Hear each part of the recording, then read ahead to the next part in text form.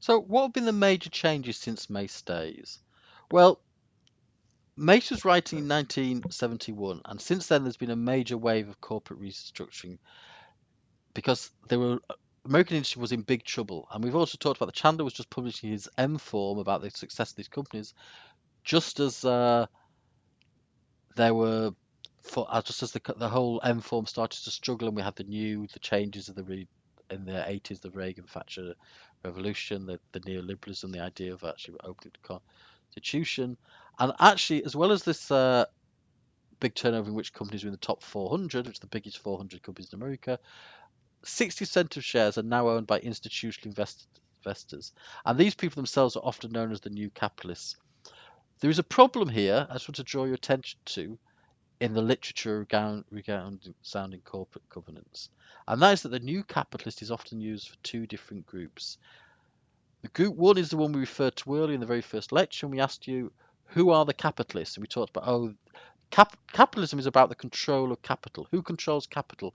Well, the managers of big business, and to a certain extent, the good question was asked, does it include institutional investment funds? Yes, to a certain extent, it does include managers of institutional investment funds. These are the ones who dictate the investment in capital. Now, I'm talking about maybe about the people who actually handle money that is actually invested in companies rather than handle the ones that just buy and sell shares. But if you're managing a fund that invests in projects, invest in corporates, stuff like that, you're controlling capital. You might not own it, but you control it. And if you control it, that in a way makes you the capitalist. So you might not own any of the shares, you might not even own any of the money, but you're deciding where it goes. Especially if it's a hedge fund, especially if it's going to new tech, if it's going to sort of companies that are being set up.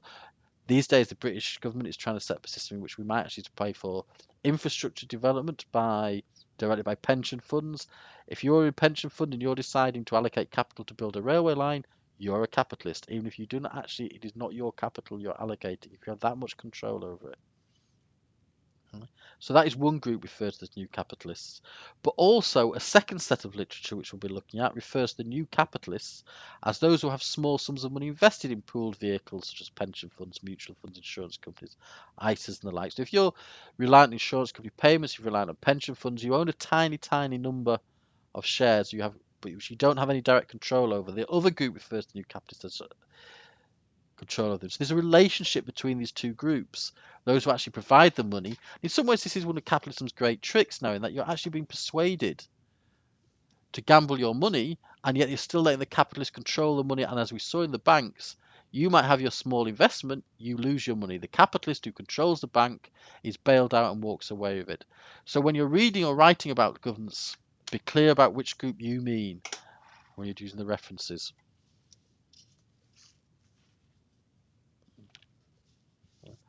So what happened? Well, the major changes that happened since Macy's day is that foreign corrupt practice laws were introduced in the USA that stopped companies bribing people abroad. Political donations were more controlled, though in fact that has now been rolled back a little bit through the Citizens United. There are more outside directors now. How effective that is, we don't know. We've seen actually that Enron was supposedly a leader in the use of external directors and was actually very good at using outside directors. But it still failed, and more directors take their roles seriously. There's also been a number of changes that suggested that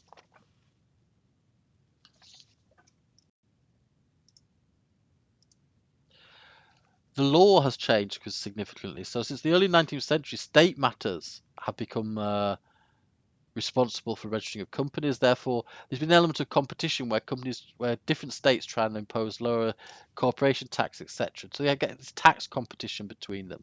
So in the US now, 50% of companies are registered in Delaware.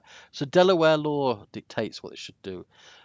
Delaware law, a director, under the new rules, has a duty of loyalty and care. This means that you actually have less responsibilities than you would if you're a trustee of a society, or if you're the trustee of a fund, or if you're the trustee of a brownie group or some children's thing. You would supposed to look at the money. You would have a prudent man standard if you're a trustee. What would a prudent man do? A director doesn't have to be prudent, they just have to be loyal and caring. And of course, with all sorts of things, if there's who judges loyalty, who are you loyalty to? We've seen already they have many conflicts of interests. But how do you define care? I mean, what do you care about? Who you're supposed to care about? What due diligence? Who actually does the checking? So there's a lot of ongoing conflicts of interest. There's a lack of due diligence actually being put forward by many of these organisations. So it's difficult. Who decides what the role of directors is? How do you deal with this conflict? There are other organisations, it must be said, that actually have themselves come up with descriptors of what directors should do. And we're going to briefly look at the end of it at a couple of them.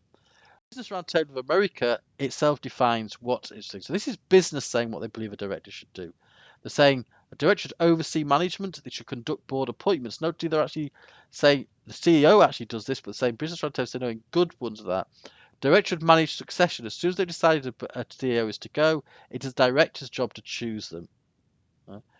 They're actually saying that the directors are the ones who should check the financial performance. And if there's capital funds to be allocated, if there's money to be spent, it's the directors who should do that. The directors still are the conscience of the business. Now, corporate social responsibility is the good part of it. They have to make sure it's that. And the directors have the final say in making sure that everything that the company does is legal. So doing that.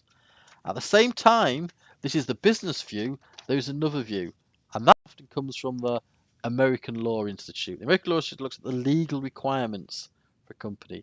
And what they say is that, as before, they should elect, evaluate, and dismiss senior executives. They give the business roundtable to a certain extent to make sure that actually what he's done is controlling of the president, etc. They oversee business and ensure conduct enhances shareholder wealth. So actually, they're much narrower. They're saying that actually the company's job is to be profitable, is to make money, so therefore to enhance shareholder wealth. They review and approve the corporate plan. Note, as lawyers, they do not draw it up. They look at it after it's been drawn up. They approve the corporate plan. As with the business roundtable, they maintain legal compliance and they make recommendations to shareholders. So they should go directly to the shareholders to explain to them what the decision they should make, how should they go with it. It does suggest, however, that anything that is major, so for instance a merger or a demerger or a breaking down of things part of that major plan of the company should be initiated by the board of directors. And if they do not initiate it, they should take control of it and adopt it at some stage. Differences to roundtables. It questions whether board members should be involved in broad policy decisions. It seems to think that they should only be specifics. And it actually has liability here. The law is saying that actually directors can be liable for the decisions they make. At the moment within the UK, there's a big ongoing debate in connection with company law reform as to exactly where directors sit and how liable they should be for decisions of the company. So what, in conclusion, is the reality?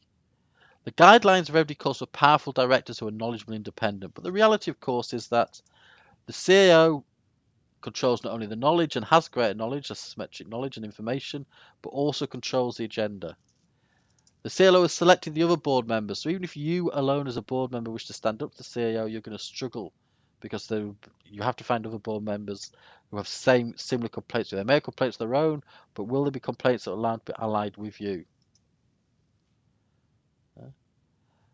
When the power is operated, if you make fair study, the corporation can collapse. If people cannot be made to agree with one another, confusion can reign. The company can actually come into risk of collapse, of going bankrupt. Confusion about accountability. Law says you're accountable to the shareholders, but who are you really accountable? This whole course is based on the argument of social accountability. So it's a key question to be asked. And of course, finally, if you are trying to reach consensus, you are trying to cooperate, this starts to undermine your independence. So it's almost like every effort that is made to improve the situation just in fact ends up making it worse. Okay.